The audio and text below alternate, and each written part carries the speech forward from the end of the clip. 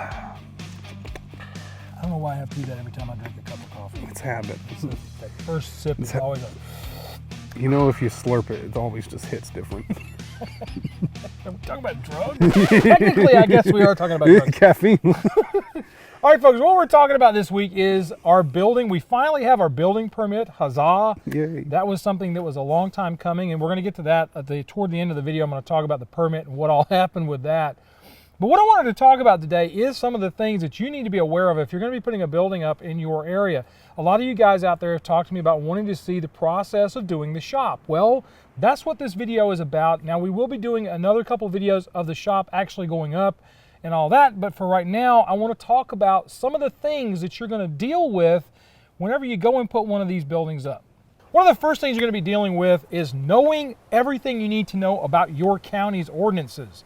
Because, believe it or not, bureaucrats like rules, and they like a lot of them. So you're going to need to know exactly what the bureaucrats are wanting you to do, and you're going to need to know what zone you live in, whether you're zoned for residential, or you're zoned for tight-ass residential like we are, or you're zoned for rural, where you can pretty much put up anything you want, like where Cam lives. But the problem with rural is you end up with people like Cam living next door to you. Building whatever the I want.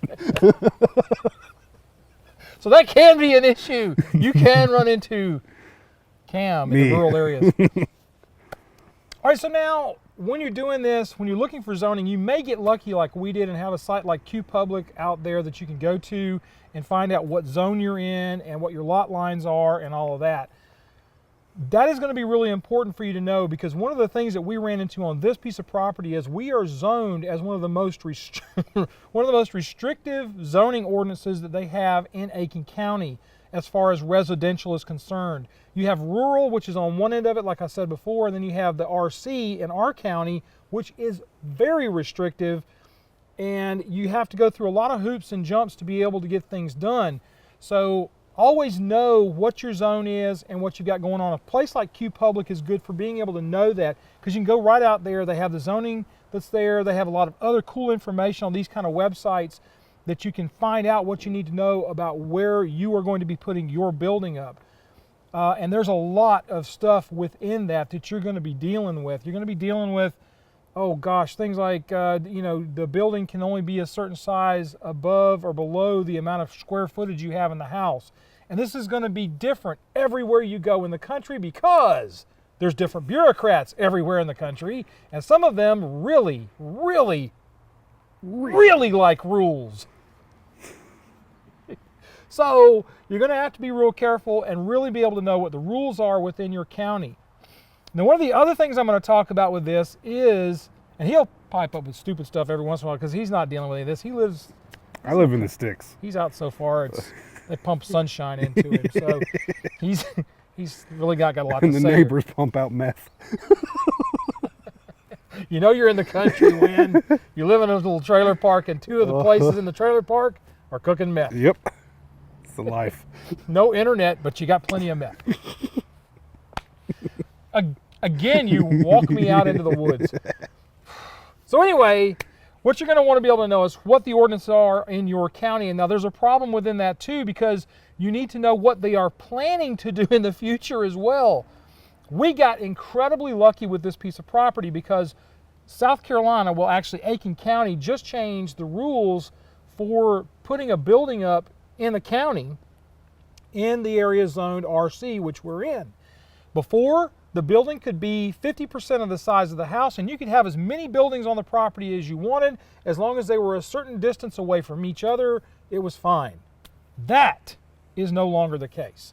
Now they have changed the ordinances so that it can be 60% of the house, but they also count against you every other building on the property. And brother, we got a lot of buildings on the property. If we had just had the one shop building and maybe Studio A, we would have been good to go. But instead, we have a lot of buildings. We would have only been able to do a 500 square foot building, I think, according to what I was told at the planning office, had we put this up after the ordinances were put in. Now, if you get your permit before the ordinances change, you're good to go because you already have your building permit, so you're not going to have a problem. But if you don't, you will have a problem. So all of your planning done prior to that will be thrown out the window in favor of the new plan, which is bureaucratically. That's the old rule. Bureaucratically, the plan is more complex, which is probably why it now takes 7 to 10 days to get a permit in the county. Yep. That's the other thing I want to talk about is permitting. You will want to know how long it's going to take to get your permit, because in some places in the United States, particularly Southern California and the Orange County areas down near the beach, you're looking at a year plus to get your permit, because it has to go through so many committees in order to get it out there on where you're wanting to put it. And that can be a problem if you're trying to get a shop put up in a hurry. Could you imagine waiting a year and a half to get denied? Oh, you're going to have to turn this back in again. You've got to make these changes. That can happen. But what I'm saying is the biggest thing you need to know is you need to have your idea on when your permit needs to go in, how long it's going to take before, so you can plan everything else out. Because our original plan was to have the building put up before we sold the other property, put the lift in the building so it didn't sit out in the weather. That didn't work. How's that working out for you? So then we had to go buy a tarp to put wildfire. I'm sorry about what happened to your lift. It just got wet, but I mean, it still ticks me off because technically that wasn't supposed to happen. All right, now I want to tell you to know the rules, because the rules are important. Although the rules may be changing every once in a while within your county or city, know what your rules are. And the reason I say that is I have a friend who put up a business in Aiken and was told initially that that person had to put a retention pond in the very front of their beautifully done property with a cyclone fence around it. She reread the rules and found out that that wasn't really what the rules said, consulted a lawyer, spent thousands and thousands of dollars, but she doesn't have the retention pond in the front of her property. I don't really know what that does to help you guys when you're putting your stuff up, but what I'm saying is if you know the rules, you'll know what you're going to have to abide by and what you're going to have to do, and you may not have to then get a lawyer if you can just go down to the city or county and say, okay, what do I need to do? I will say this. I find that most of the time city ordinances are even stiffer than county ordinances. The further you get away from city areas, the more relaxed things seem to get. I know that when we were looking at being inside the city limits of Aiken, there were a lot more things I was going to have to deal with as a property owner and putting up a space for my cars than what we're having to deal with in the county. So keep that in mind too, is you're just going to have to really know what you're doing going in. Read the rules. It is the most boring thing you'll ever read. But it is one of the most necessary things to do. It is. It's like instruction sheets for a classic car. If you're putting an American Auto Wire wiring harness in a car, highly recommend you read those instructions. Are they scintillating and interesting? Is this Lord of the Rings? No, it is not. Nope, not at or all. whatever you want to read. I don't know, Playboy, whatever. It's got pictures. Too many pictures. But read the rules, read the instructions. And there are people within the county and the planning commission here that if you go and you go, I don't understand, I did this. I went and said, I don't understand what you're telling me here. And the lady sat down and explained it to me, and I was very clear after that and I understood what I needed to do. Talk to these people. You are paying them to make these bureaucratic rules that you need to understand. So that's my bottom line on that. Now the next thing I'm going to talk about is really important as well, and that is to keep a really good attitude. If you go down there and you're Mr. If you're an asshole. If you're Mr. Rick Richards, you are not going to get a lot done. You can be a squeaky wheel. And you will not get grease. No, but I mean, I'm saying you can be a nice squeaky wheel. In other words, you can say, hey man, I want, and this is what I did when we were having problems, because we were 4 weeks on a 7 to 10 day turnaround. Like it was like, yeah, it was literally, when we turned it in on the 20th, I finally got it, okay, we're going to be working on yours next. So, and then, some things happened beyond that, like somebody going on vacation. But what I did with that was, when they said call back in a week, I called back in a week, and I was very nice when I made my phone call. I went off of the rules that they were establishing whenever we were talking to them about what needed to be done.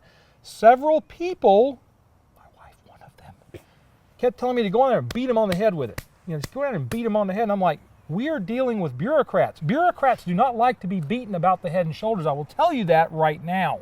You will be in trouble. It's like Dad always used to say, if you don't like this speed, you really won't like the other one. Yep, working in an office, I can tell you that's exactly how it happens. Work slowdowns can be a real thing. Oh, that's not happening at your pace? We play you a song on the world's smallest violin. What is it? Scott always says the one about Scott Halseth at National Parks Depot says, your emergency does not constitute a crisis on my part. I'm just doing my job, man. He told me that one day, just messing with me. He says, hey, man, your emergency doesn't constitute a crisis on my part. Yep. So there you go. All right, so it's time for a break. We're going to take a little bit of drink of coffee out of my bigger mug because this is going on and on. I think I need some more. Let's get cold. I expect you to have a big Viking horn for that. Well, one of those ones that's got like the helmet that's got the If you could grow a beard, that would be awesome. Yeah. If it doesn't work that well. you could grow a beard, but you really can't No. grow a beard. I've seen it. All right, so what should you build? I have no idea. Wrong people to ask. Wrong people to ask. And I can tell you it's kind of like motor oil. You can ask 7 different people, and 8 of them will tell you to build whatever they think you should build. So, I mean, there's no way to really know what you should do. What you should do is really look at what's in your area. If there's a ton of pole barns, you should probably put up a pole barn.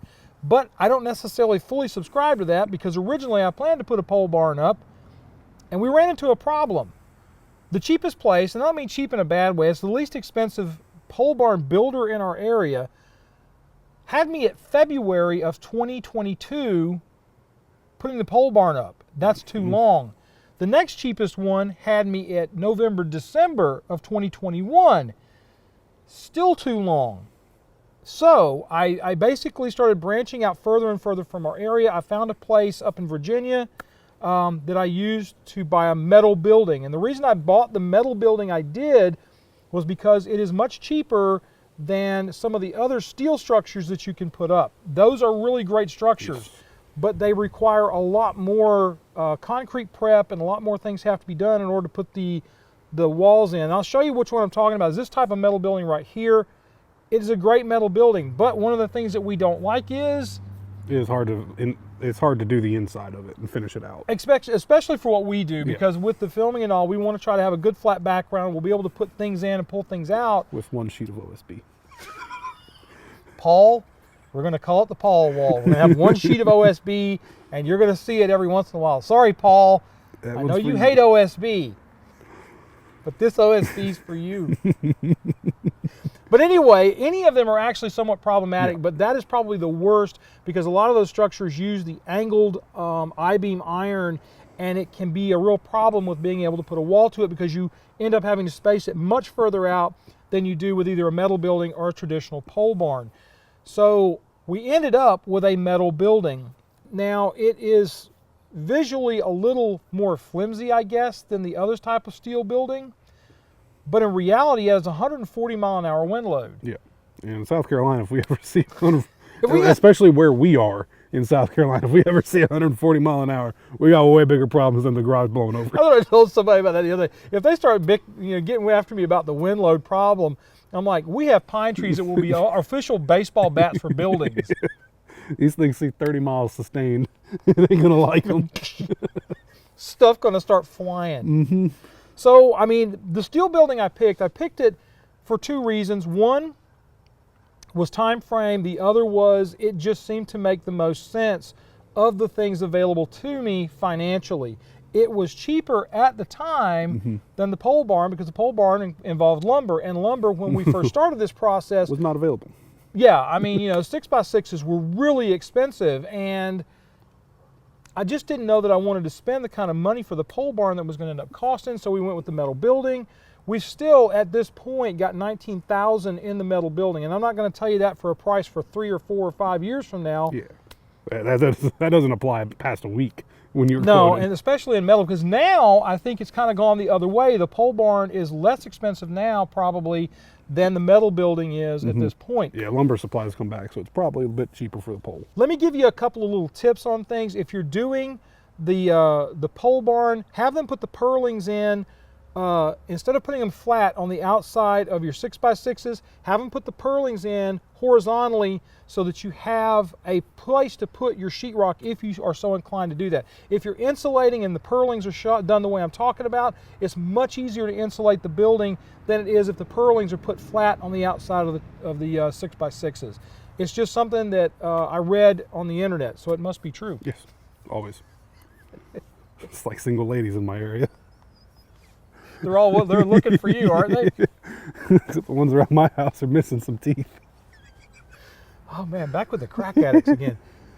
One of the other things I wanted to go over is insulation properties and things. I find that with the smaller metal buildings like the one we did, the insulation packages suck. Yes.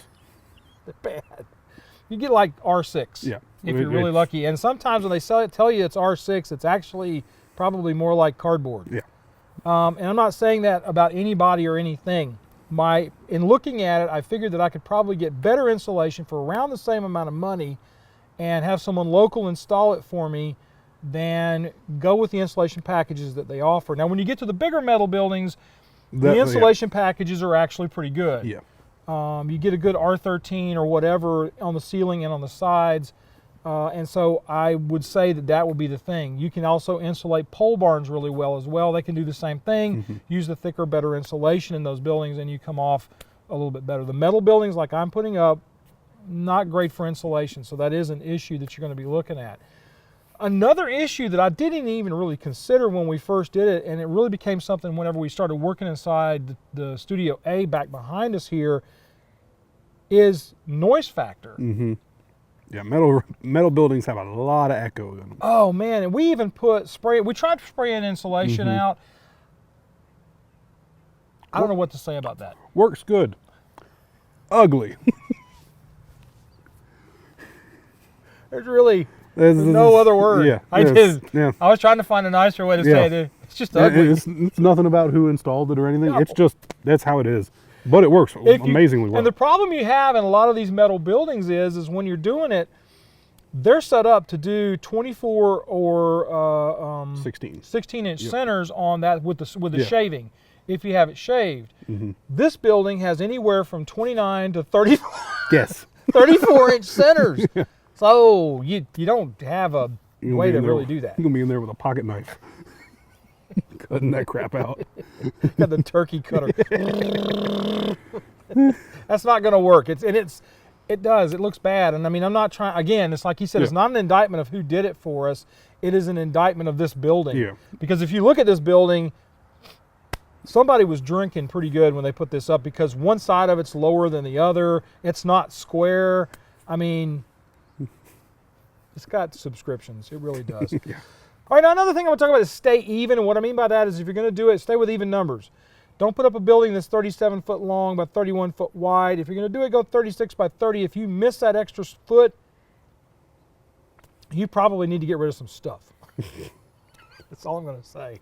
But always stay even. Stay with, like I said, 36 by 30, something like that. Anything in an even number range, because everything you do in construction is even. Yep. You know, your sheetrock is 4x8 sheets. 2x4s aren't really 2x4 anymore, but that's what they call them, and everything's set up so that it works with sheetrock or whatever. There's an excuse they gave for that, but still makes sense. 2x4s used to be 2x4, and now they're like 1 3/4 by. I think that's called yard footage. Whatever, it makes no sense. I'm not going to get into all that. It's called cheap. How can we give them less? It's Victoria's Secret measuring. Yeah, how can we give them less? The less we give you, the more it costs. All right, and another thing I want to talk about is electrical boxes. You know, your electrical box, you're going to want to stay with a large electrical box. Yes. I don't give a crap about anything else on that line of it. When we started talking to our electrician, and that's another thing you need to do is absolutely get an electrician in there to look at this stuff. Don't start just grabbing things and putting it together yourself. We talked to the electrician. He told me, he says, if you can at all afford to do it, get the big 32 by square D or whoever you want to use, so that you got 32 spaces inside each, because you'll be surprised how quickly you can fill that up. And I have to say that with what we're looking at with some of the other things we've done here on the property, he's right.